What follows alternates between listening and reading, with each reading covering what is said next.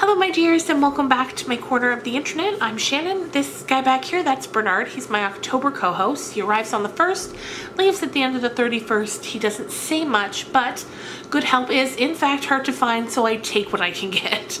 Today I've got another paranormal type spooky video to share with you guys, and today we're going to be talking about the true life story that inspired the 2009 film The Haunting in Connecticut. And I've actually never seen this movie, which is weird because I love haunted house stories. They're my favorite kind of scary stories, but I just didn't see it at the time and never looked into it afterwards. But I am familiar with the true life story, and that's what's really interesting. Now, this story is kind of shrouded in controversy. There are so many people that think it's fake. So many people, including the family that it's about, who maintain to this day that it all happened the way they said it did. So at the end of this video, let me know in the comments down below, what do you think? Do you think this is true, or do you think it's entirely fabricated? So this story begins with a mom and dad named Carmen and Alan.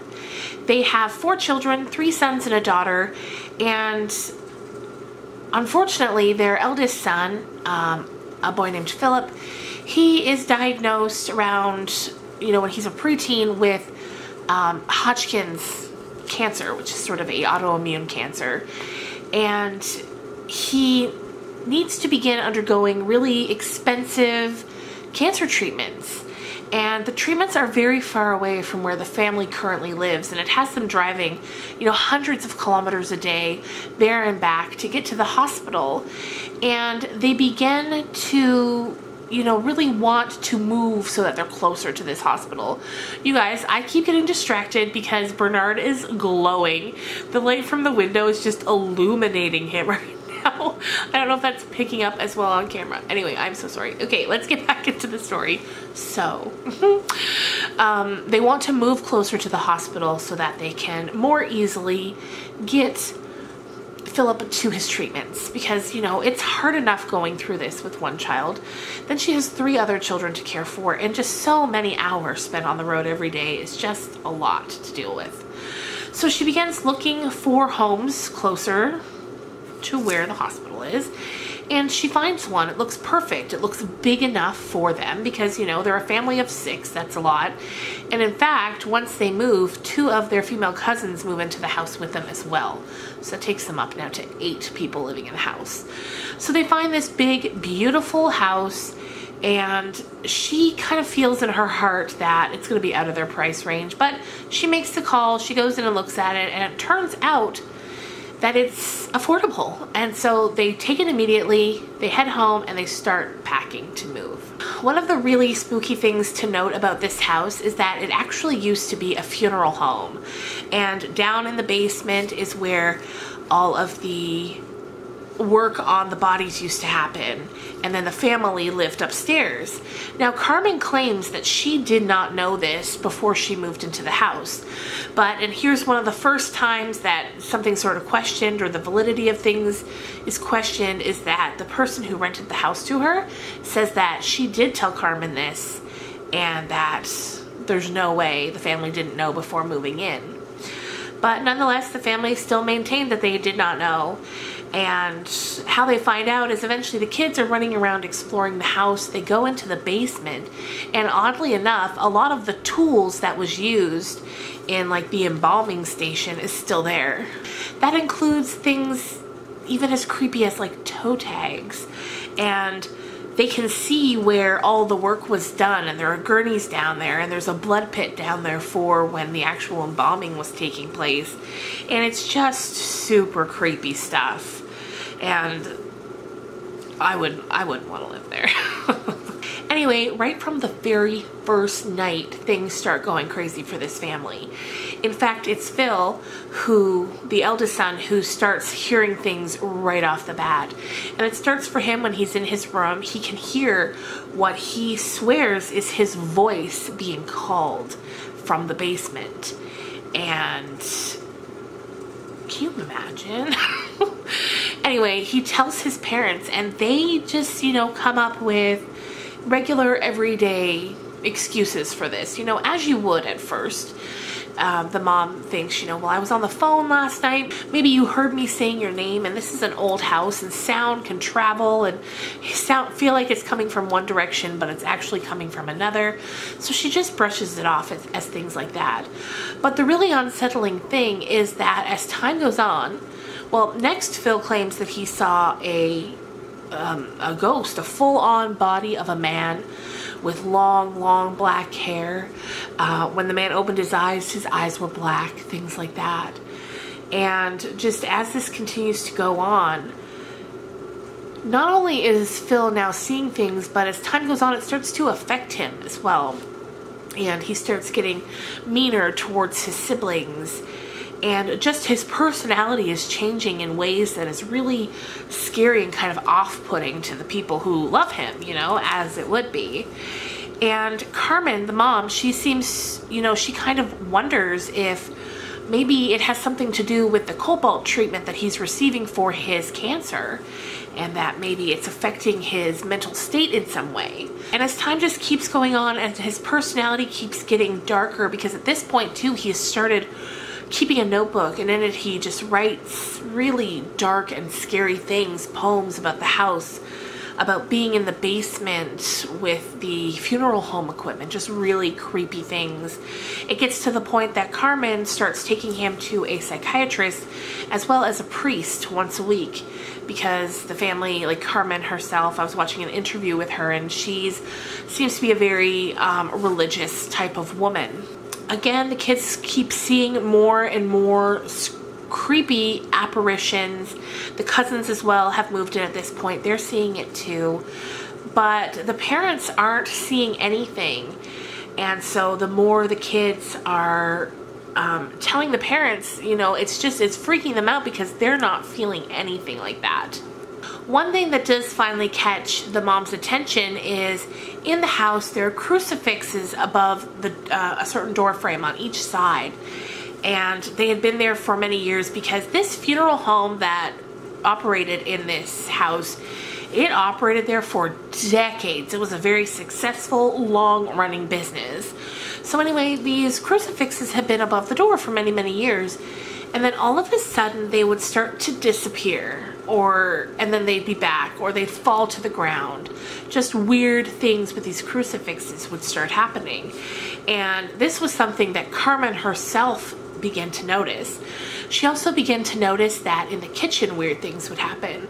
Like dishes that were in the cupboard would suddenly be on the counter, or vice versa. Dishes that were on the counter would suddenly put themselves away in the cupboard. That's a ghost I could use, honestly. A dish putting away ghost? What about a laundry folding ghost? Anyway, so that is eventually what catches Carmen's attention herself. Another story that's really eerie that involves the younger brother, Brad, and the sister is they began to keep the lights on down in the basement because they were scared, of course, as you would be.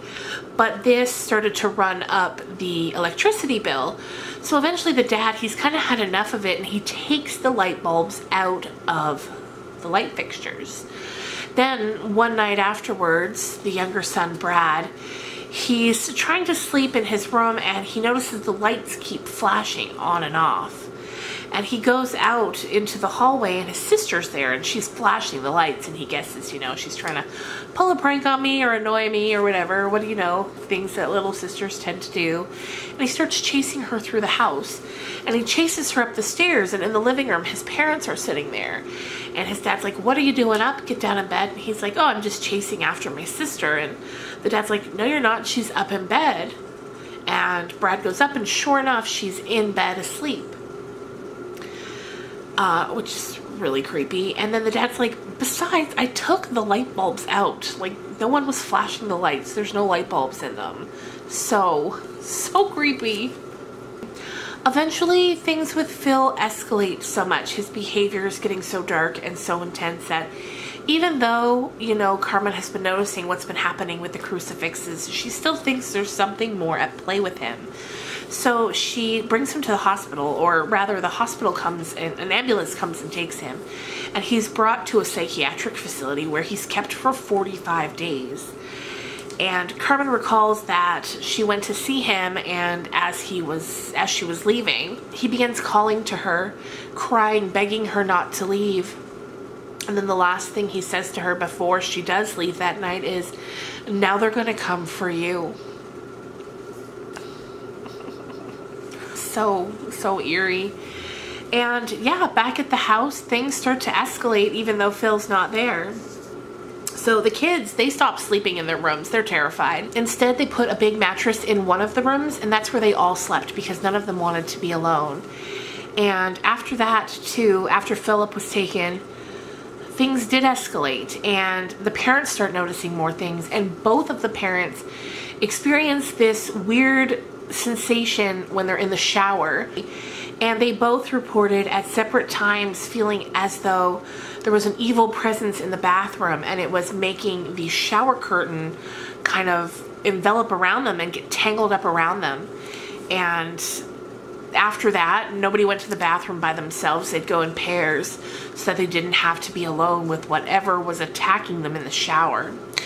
At this point, too, Carmen starts having weird episodes where she passes out, and she recalls, like, while she was unconscious, seeing different demons and apparitions, really scary, dark things. After this, investigators start coming to the house, a bunch of different ones.